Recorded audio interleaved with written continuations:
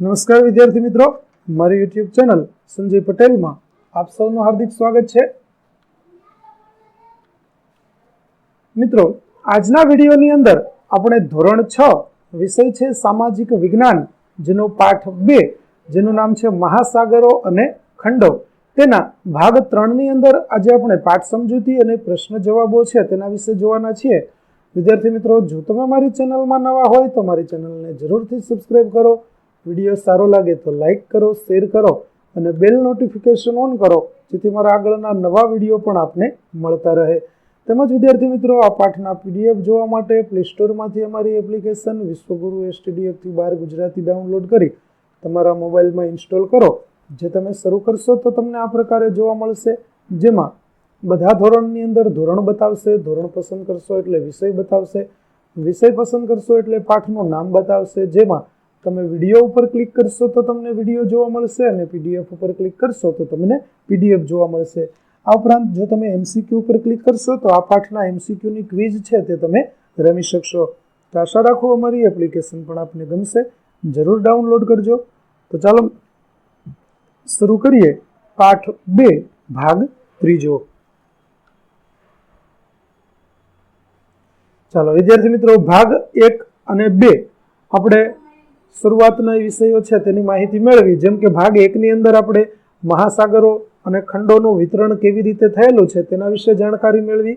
ભાગ 2 ની અંદર મહાસાગરો ક્યાં કેવી રીતે વિતરિત થયેલા છે અને તેના દ્વારા કેવી આપત્તિઓ, તેની માનવ જીવન પર અસરો, તેના વિશે આપણે જાણકારી મેળવી. હવે આ ભાગની અંદર આપણે ખંડ તેના વિશે માહિતી મેળવવાના છીએ. તો ખંડની વ્યાખ્યા આપણે જોઈ હતી કે પૃથ્વી સપાટી ઉપર જે ભૂમિ ભાગ આવેલો છે તેના વિસ્તૃત વિસ્તારને ખંડ તરીકે ઓળખવામાં આવે છે. તો ખંડો છે તે મહાસાગરોના નકશા પર દ્રશ્યમાન થાય છે. અને તમે કેટલાની ગણતરી કરી શકો છો? જવાબ એટલો સરળ નથી, કારણ કે તેમને ઘણી રીતે ગણી શકાય. આપણી પસંદગીના આધારે આપણે 4 થી 7 વચ્ચેના ગમે તેટલા ખંડોની યાદી બનાવી શકીએ, જે નીચે મુજબ છે. જો ખંડ છે તે એકબીજા સાથે જોડાયેલા છે અને એટલા માટે ઘણી વખત 7 ખંડોને બદલે 4 ખંડો જ ગણવામાં આવે છે. તો ચાલો જોઈએ, જો કેટલા ખંડ આપણે ગણીએ તો ક્યાં ખંડ આવશે. જુઓ, ઉત્તર અમેરિકા અને દક્ષિણ અમેરિકાને સામાન્ય રીતે 2 ખંડો ગણવામાં આવે છે.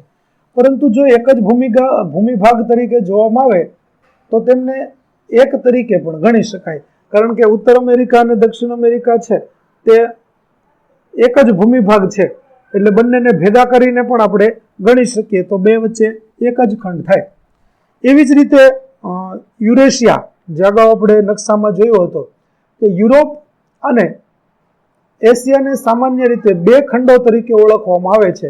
જો કે તે નકશા ઉપર આપણે સ્પષ્ટ જોઈ શકીએ છીએ કે તેઓ એક જ ભૂમિભાગ છે. એટલે કે તેમાં આપણને ક્યાંય સીમા દોરેલી હોય અથવા તો કોઈ 2 ભાગ થતા હોય તેવું ક્યાંય જોવા મળતું નથી. યુરોપ અને એશિયા જમીનનો વિસ્તાર છે તે એકબીજા સાથે જોડાયેલો છે.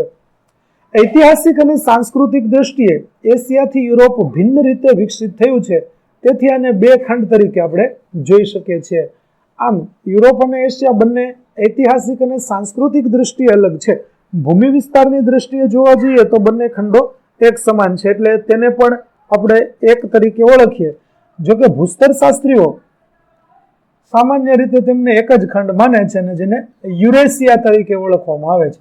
એટલે કે યુરેશિયા એ એશિયા અને યુરોપ આ 2 ખંડોને ભેગા ગણી અને યુરેશિયા એવું નામ આપવામાં આવ્યું છે. એટલે યુરોપનો યુરે અને એશિયાનો સિયા એટલે યુરેશિયા એવું નામ છે તે તેને આપેલું છે.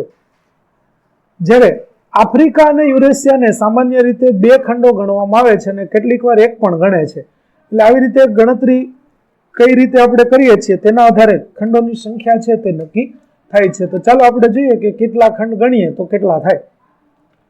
જુઓ, જો આપણે 4 ખંડોની ગણતરી કરીશું તો 4 ખંડો ગણીએ તો એમાં આવશે આફ્રિકા, યુરેશિયા એ 1, અમેરિકા, એન્ટાર્કટિકા અને ઓસ્ટ્રેલિયા, આ રીતે 4 ખંડો થશે. જો આપણે 5 ખંડોની ગણતરી કરીશું તો આફ્રિકા, અમેરિકા, એન્ટાર્કટિકા, ઓસ્ટ્રેલિયા અને યુરેશિયા, આવા 5 ખંડો બનશે. એવી જ રીતે જો આપણે 6 ખંડોની ગણતરી કરીશું તો આફ્રિકા, એન્ટાર્કટિકા, ઓસ્ટ્રેલિયા, યુરેશિયા, ઉત્તર અમેરિકા અને દક્ષિણ અમેરિકા, એવા 6 ખંડો થશે. અને જો 7 ખંડો તરીકે આપણે ગણતરી કરીએ છીએ તો તેમાં થશે Africa, Antarctica, Asia, Australia, Europe, ઉત્તર અમેરિકા અને દક્ષિણ અમેરિકા, આવી રીતે 7 ખંડો થશે. એટલે આપણે કેટલા ખંડો ગણીએ છીએ તે આધારે તેના ભાગ છે તે પડે છે. જો 4 ખંડો ગણો તો પણ અલગ આવશે, 5 ગણો તોય અલગ આવશે, 6 ગણો તોય અલગ આવશે, અને 7 ખંડો ગણશો તો પણ અલગ આવશે. તો સીધા વ્યવહારિક દ્રષ્ટિએ આપણને જે અલગ જોવા મળે છે તેવા ખંડો તો આપણે અલગ રાખવા જ પડશે, પરંતુ કેટલાક ખંડો છે તે આપણે સાથે પણ રાખી શકીએ. જુઓ, ઓસ્ટ્રેલિયા છે તેને આપણે દર વખતે અલગ રાખવો પડે છે, એટલે આપણે ઓસ્ટ્રેલિયા છે તેને એક અલગ ખંડ તરીકે જ જોઈ શકીએ છીએ. આવી રીતે વ્યવહારમાં 7 ખંડોની છેલ્લી સૂચિ સૌથી વધુ વ્યાપકપણે અપનાવવામાં આવી છે અને તેનો જ ઉપયોગ કરવામાં આવે છે. એટલે સામાન્ય રીતે આપણે પૃથ્વી ઉપર 7 ખંડો છે તેને ગણીએ છીએ, અને એટલા માટે આપણે વ્યવહારિક દ્રષ્ટિએ પણ આ 7 ખંડોને જ ગણતરીમાં લેતા હોઈએ છીએ. ચાલો ચૂકશો નહીં, આપણને એક સરસ જાણકારી આપવામાં આવેલી છે. ઓલિમ્પિક રમતોત્સવના પ્રતીકોમાંના એક એવા 5 ઓલિમ્પિક રિંગ્સ તમે જોઈ હશે. તેઓ વિશ્વભરના રમતવીરોના મેળાવડાનું પ્રતીક છે. વિદ્યાર્થી મિત્રો, ઓલિમ્પિકની રમતો છે તે દર 4 વર્ષે તેનું આયોજન છે તે કરવામાં આવે છે, અને ઓલિમ્પિકની અંદર મોટા ભાગે બધી જ રમતો છે તેનો સમાવેશ કરવામાં આવે છે, અને તે રમતોની અંદર દુનિયાભરના ખેલાડીઓ પોતાનું કૌશલ્ય બતાવે છે અને તેમાં મેડલો છે તે મેળવતા હોય છે. તો આ ઓલિમ્પિક ની અંદર 5 રીંગો, આ જોયો આપણે અહીંયા જોઈ શકીએ છીએ કે આ 5 ખંડો છે તે 5 ખંડોની રીંગ છે તે અહીંયા રાખવામાં આવી છે, અને તે ઓલિમ્પિકનું સિમ્બોલ છે. જેમાં આફ્રિકા, અમેરિકા, એશિયા, ઓસ્ટ્રેલિયા અને યુરોપનું પ્રતિનિધિત્વ કરવા માટે આ 5 રીંગો છે તે પસંદ કરવામાં આવી છે. તો તમને એમ થશે કે વિદ્યાર્થી મિત્રો અહીંયા 2 રીંગો ઓછી કેમ? તો અહીંયા તમે જોઈ શકો છો કે અમેરિકા ખંડ છે તેને અહીંયા એક જ ખંડ ગણવામાં આવેલો છે, એટલે ઉત્તર અને દક્ષિણ એ બંને અમેરિકા એક સાથે લીધા એટલે એક રીંગ તેની ઓછી થઈ. અને 7મો ખંડ તે આપણો એન્ટાર્કટિકા ખંડ, કે જે એન્ટાર્કટિકા ખંડ મોટા ભાગે ધ્રુવ પ્રદેશ ઉપર હોય અને સંપૂર્ણ રીતે બરફથી છવાયેલો હોય, ત્યાં કોઈ માનવ વસાહત રહેતી નથી. હવે જો માનવ નહીં હોય તો ખેલાડી જ નહીં મળે, ને ખેલાડી નહીં મળે તો તે રમવા નથી આવવાના, ને એટલા માટે જ એનો સમાવેશ ઓલિમ્પિકના સિમ્બોલની અંદર કરવામાં આવેલો નથી. એટલા માટે 5 ખંડો છે તે 5 ખંડોના પ્રતીક સ્વરૂપે 5 એક રીંગ એટલે 5 રીંગો છે તેની અંદર રાખેલી છે. હવે ચાલો આપણે પાના નંબર 36 પરની આકૃતિ જોઈએ.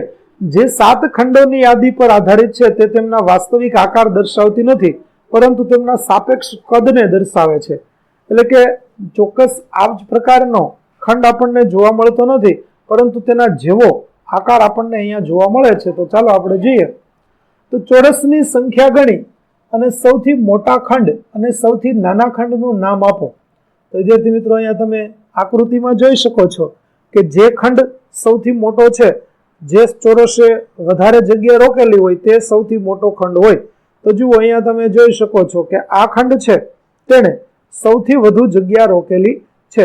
તો સૌથી મોટો ખંડ થશે આપણો એશિયા, અને સૌથી નાનો ખંડ જે ચોરસ સૌથી ઓછા હોય તે થશે આપણો ઓસ્ટ્રેલિયા. તો આ પ્રકારે આપણે સૌથી મોટા ખંડનું નામ ઓસ્ટ્રેલિયા છે અને સૌથી નાના ખંડનું નામ છે સૌથી મોટા ખંડનું નામ એશિયા અને નાના ખંડનું નામ ઓસ્ટ્રેલિયા છે. ત્યાર પછી આપેલ યાદીમાં કયો ખંડ મોટો છે? ચાલો હવે એમાં આપણે સરખામણી કરવાની છે કે ઉત્તર અમેરિકા કે દક્ષિણ અમેરિકા. તો જુઓ, બંનેના ચોરસની તમે ગણતરી કરશો તો દક્ષિણ અમેરિકા ખંડ કરતા ઉત્તર અમેરિકા ખંડ મોટો છે, એટલે કે એના ચોરસ વધારે છે. ત્યાર પછી આફ્રિકા કે ઉત્તર અમેરિકા? તો આફ્રિકા અને ઉત્તર અમેરિકામાં ઉત્તર અમેરિકા ખંડ છે તે નાનો અને આફ્રિકા ખંડ છે તે મોટો છે. જ્યારે એન્ટાર્કટિકા કે ઓસ્ટ્રેલિયા, તો એન્ટાર્કટિકા ખંડ છે તે ઓસ્ટ્રેલિયા ખંડ કરતા પણ મોટો છે. આપણે અહીંયા ચોરસની સંખ્યા ગણવાની છે, અને એ સંખ્યા તમે ગણશો તો તમે તેની સંખ્યા નક્કી કરી શકશો કે કયો ખંડ નાનો અને કયો ખંડ મોટો છે. ત્યાર પછી યુરોપ અને એશિયા ખંડ માટે એક જ રંગ આકૃતિમાં પૂરો અને તેને યુરેશિયા ખંડ એવું નામ આપ્યા બાદ તેની સરખામણી દક્ષિણ અમેરિકા ખંડના કદ સાથે કરો. તો જુઓ અહીંયા તમે જોઈ શકો છો, યુરોપ અને એશિયા બંનેમાં આપણે એક જ રંગ પૂરેલો છે અને એ રંગ પ્રમાણે આપણે તેને દક્ષિણ અમેરિકા ખંડ સાથે તેના કદની સરખામણી કરવાની છે. તો અહીંયા ચોરસની ગણતરી કરી, દક્ષિણ અમેરિકાના ચોરસની તમે ગણતરી કરશો તો તમે તેની સરખામણી કરી શકશો.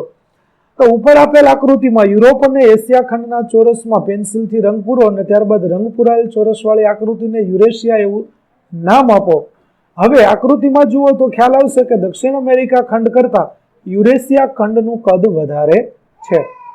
ત્યાર પછી નાના ખંડથી શરૂ કરી અને મોટા ખંડની યાદી ક્રમમાં બનાવો. તો સૌથી મોટો ખંડ સૌથી છેલ્લે આવશે, નાનો ખંડ છે તે સૌથી પહેલા આવશે. તો ચાલો આપણે યાદી કરીએ. તો સૌથી પહેલા આવશે ઓસ્ટ્રેલિયા, ત્યાર પછી યુરોપ, ત્યાર પછી એન્ટાર્કટિકા, ત્યાર પછી ઉત્તર અમેરિકા, ત્યાર પછી દક્ષિણ અમેરિકા, ત્યાર પછી આફ્રિકા અને છેલ્લે આવશે એશિયા ખંડ. તો વિદ્યાર્થી મિત્રો, આની ગણતરી આપણે કેવી રીતે કરશું? તો અહીંયા જે આપણને રંગીન ચોરસ આપેલા છે તે ચોરસની તમે ગણતરી કરશો એટલે તમે નાના મોટા નક્કી કરી શકશો. જુઓ, અહીંયા ઓસ્ટ્રેલિયાના ચોરસની ગણતરી કરો, ત્યાર પછી આ જે યુરોપના ચોરસ છે તેની ગણતરી કરો, ત્યાર પછી અહીંયા એન્ટાર્કટિકાના જે ચોરસ છે તેની ગણતરી કરો, ત્યાર પછી ઉત્તર અમેરિકા અને દક્ષિણ અમેરિકાના ચોરસ ગણો અને ત્યાર પછી એશિયાના ચોરસ ગણો. હવે બધા ચોરસની તમે ગણતરી કરશો એટલે તમને ખ્યાલ આવશે કે નાનાથી મોટા કેવી રીતે આપણે ગોઠવ્યા છે. ત્યાર પછી ટાપુઓ એટલે કે દ્વીપ સમૂહો કોને કહેવાય? તો જો તમે આ પ્રકરણની શરૂઆતમાં આપેલ બે નકશા ધ્યાનથી જોયા હશે તો તમે જોશો કે ખંડો સમગ્ર ભૂમિને આવરી લેતા નથી. જમીનના કેટલાક નાના ભાગો છોડી દેવામાં આવ્યા છે. એટલે કે કેટલાક ખંડો એવા છે કે જેમાં અમુક ભૂમિ ભાગનો સમાવેશ થતો નથી. એટલે ઘણા બધા ખંડો એવા હશે કે જેમાં અમુક વિસ્તાર કે જે દરિયાની અંદર ટાપુ સ્વરૂપે આવેલા છે, એ ટાપુ સ્વરૂપે આવેલા ભૂમિ ભાગો છે તેને કોઈ પણ ખંડમાં સમાવેશ કરેલો નથી. તો જમીનના કેટલાક નાના ભાગો છોડી દેવામાં આવ્યા છે.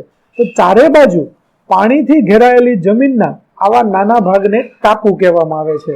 તો જુઓ વિદ્યાર્થી મિત્રો, અહીંયા આપણને એક સરસ મજાની આકૃતિ આપેલી છે જેમાં તમે અહીંયા જોઈ શકો છો કે આ જે ભાગ છે તે જમીન છે.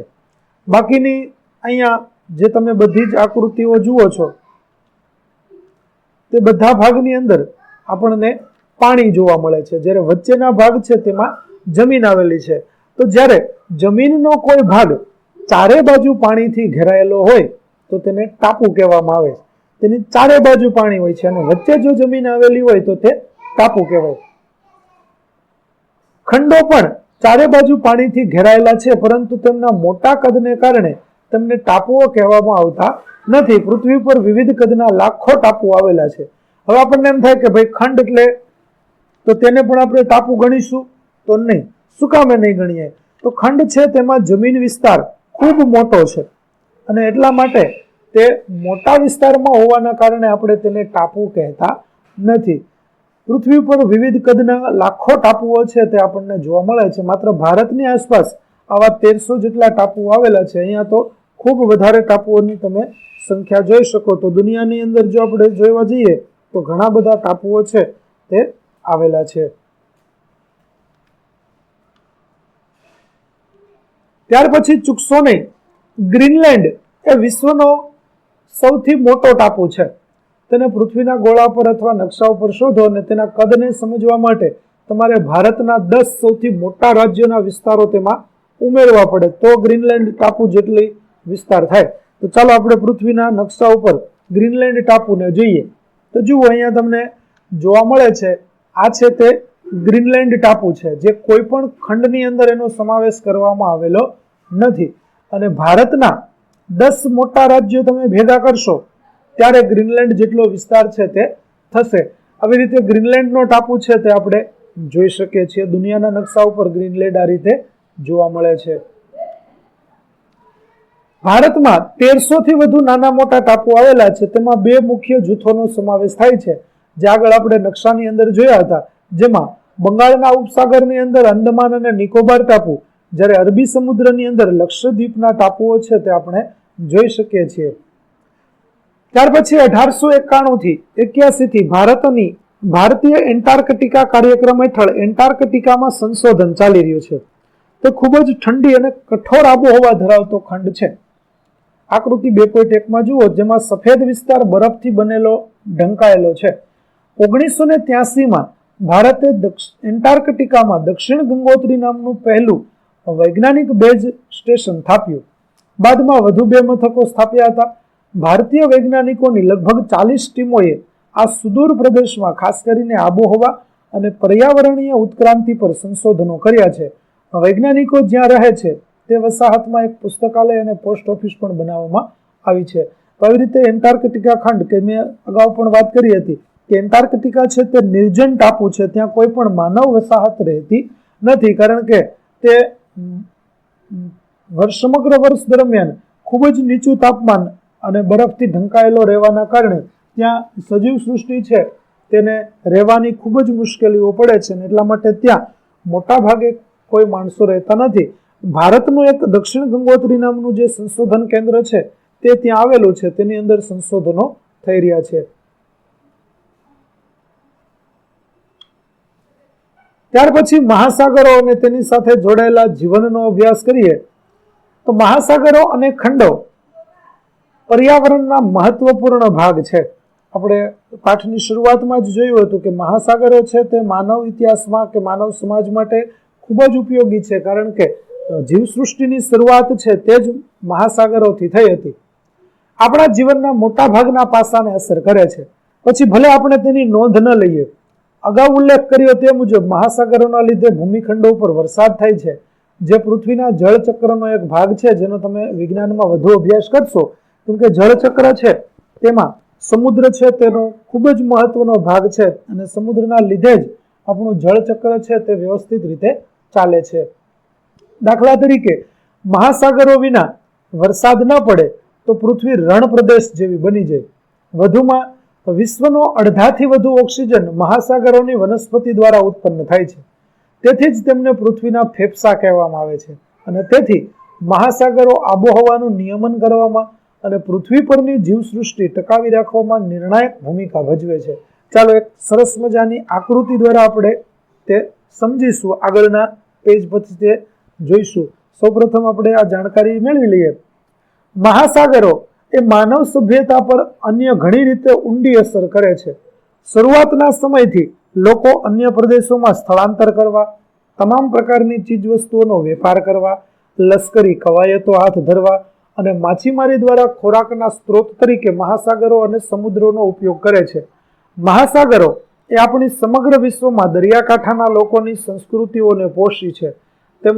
તેમાંના લગભગ તે તમામ પાસે સમુદ્ર, દરિયાઈ દેવી દેવતાઓ, દરિયાઈ રાક્ષસો અને સમુદ્રના ખજાના વિશેની વાર્તાઓ અને દંતકથાઓમાં મહાસાગરોના જોખમો અને તેના આશીર્વાદની વાર્તાઓ પણ આપણને સાંભળવા મળે છે.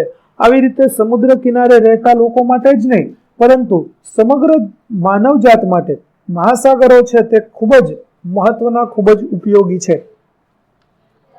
જેના અલગ અલગ બાબતો છે તે આપણને અહીંયા આપવામાં આવેલી છે કે મહાસાગરના કિનારે સંસ્કૃતિઓનું નિર્માણ કેવી રીતે થયું, લશ્કરી કવાયતો થઈ, લોકોએ વેપાર કર્યા અને સંસ્કૃતિના વાતો છે તે પણ સાંભળી. દરિયાની અંદરથી આપણને અઢળક ખજાનાઓ છે તે પણ મળ્યા, અને તેમાં કેટલાક દેવી દેવતાઓ વિશે પણ ચર્ચાઓ થાય છે, તેની વાતો આપણને સાંભળવા મળે છે, તે પણ આપણે જોઈ શકીએ છીએ. તો આવી રીતે મહાસાગરો ખૂબ જ ઉપયોગી છે, જે એક જ ચિત્રની અંદર આપણને અહીંયા બધું જોવા મળે છે. વિસ્તૃત માહિતી આપણે જોઈ શકીએ છીએ.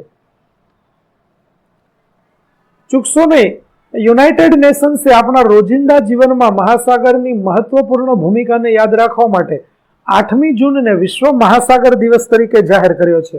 કારણ કે મહાસાગરો ખોરાક અને ઔષધિઓનો મુખ્ય સ્ત્રોત છે, અને આપણા ગ્રહ પરના જૈવ મંડળનો એક મહત્વપૂર્ણ ભાગ છે, જે પૃથ્વીના ફેફસા તરીકે કાર્ય કરે છે. વૈજ્ઞાનિક અભ્યાસો દર્શાવે છે કે વધતી જતી માનવ દરિયાઈ પ્રવૃત્તિઓએ મહાસાગરોને પ્રદૂષિત કર્યા છે. આપણે દર વર્ષે લાખો ટન પ્લાસ્ટિક કચરો સમુદ્રમાં ફેંકીએ છીએ, જે દરિયાઈ પ્રાણીઓના જીવનને જોખમમાં મૂકે છે. પ્રદૂષણના અન્ય ઘણા સ્વરૂપો પણ છે. પરિણામે દરિયાઈ પર્યાવરણ જોખમમાં છે. દરિયામાં વધુ પડતી માછીમારી એ પણ દરિયાઈ જીવનના ઘટાડાનું બીજું કારણ છે. પૃથ્વી અને માનવતાના ભવિષ્ય માટે મહાસાગરોને બચાવવાનો પ્રયાસ કરવાની આપણી સૌની સામૂહિક જવાબદારી છે. તો ચાલો એક સરસ મજાની આકૃતિઓ દ્વારા, ફોટા દ્વારા આપણે તેને સમજીએ કે દરિયાની અંદર અલગ અલગ પ્રકારની જે પ્રવૃત્તિઓ કરવામાં આવે છે તેની આપણને અહીંયા માહિતી આપી છે. જેમ કે અહીંયા દરિયાની અંદર જે જીવસૃષ્ટિ આપણે જોઈ શકીએ છીએ તે જીવસૃષ્ટિ વિશેનો ફોટોગ્રાફ આપણે જોઈ શકીએ છીએ. દરિયાની અંદરથી આપણને જે વૈજ્ઞાનિક સંશોધનો કરવામાં આવતા હોય છે તેની માહિતી આપવામાં આવેલી છે. લોકો દ્વારા જે પ્રવૃત્તિઓ થાય છે માછીમારીની, તે માછીમારીની પ્રવૃત્તિઓ આપણને અહીંયા બતાવવામાં આવેલી છે. દરિયાને પૃથ્વીના ફેફસા પણ કહેવામાં આવે છે, કારણ કે 50% કરતાં વધારે ઓક્સિજન છે તે દરિયાઈ વનસ્પતિઓ ઉત્પન્ન કરે છે. માટે અહીંયા આપણને એ રીતે આકૃતિ જોવા મળે છે. હવે કેટલીક માનવીય પ્રવૃત્તિઓ કે જેના કારણે આપણે દરિયાના પાણીને પ્રદૂષિત કરીએ છીએ, તો તેમાં ખાસ કરીને ઔદ્યોગિક કારખાનાઓ છે, ગેસ ગળતર જેવી ઘટનાઓ છે, માછીમારીની પ્રવૃત્તિ છે, સમુદ્રી કચરો છે, તે બધાના લીધે આપણે દરિયાઈ જીવસૃષ્ટિને જોખમમાં મૂકીએ છીએ. આ પ્રકારનું દ્રશ્ય ચિત્ર પણ આપણને અહીંયા જોવા મળે છે. તો આ રીતે માણસોની ઘણી બધી એવી પ્રવૃત્તિઓ કે જેના કારણે મહાસાગરો છે તેને આપણે ખૂબ મોટા પાયા ઉપર નુકસાન પહોંચાડી રહ્યા છીએ. તો વિદ્યાર્થી મિત્રો, ચાલો હવે આપણે આગળ વધીએ તે પહેલા આ પાઠની અંદર આપણે કઈ કઈ બાબતો કે કઈ કઈ વિગતોની સમજૂતી મેળવી છે તેના વિશે એક પુનરાવર્તન જેવું જોઈ લઈએ. જેમાં સૌપ્રથમ આપણે પહેલા ભાગની અંદર જોયું કે પૃથ્વીની સપાટી પરના વિશાળ જળ વિસ્તારને મહાસાગર અને વિશાળ ભૂમિ ભાગોને ખંડો કહેવામાં આવે છે. મહાસાગરો એકબીજાથી સાથે જોડાયેલા છે અને ખંડોની સંખ્યા જુદી જુદી રીતે કરી શકાય છે, પરંતુ સામાન્ય રીતે 7 ખંડો આપણે ગણીએ છીએ. ત્યાર પછી દક્ષિણ ગોળાર્ધ કરતા ઉત્તર ગોળાર્ધની અંદર વધુ જમીન વિસ્તાર છે અને મહાસાગરો તમામ પ્રકારના દરિયાઈ જીવનને પોષે છે અને વિશ્વની આબોહવામાં મહત્વપૂર્ણ ભૂમિકા ભજવે છે.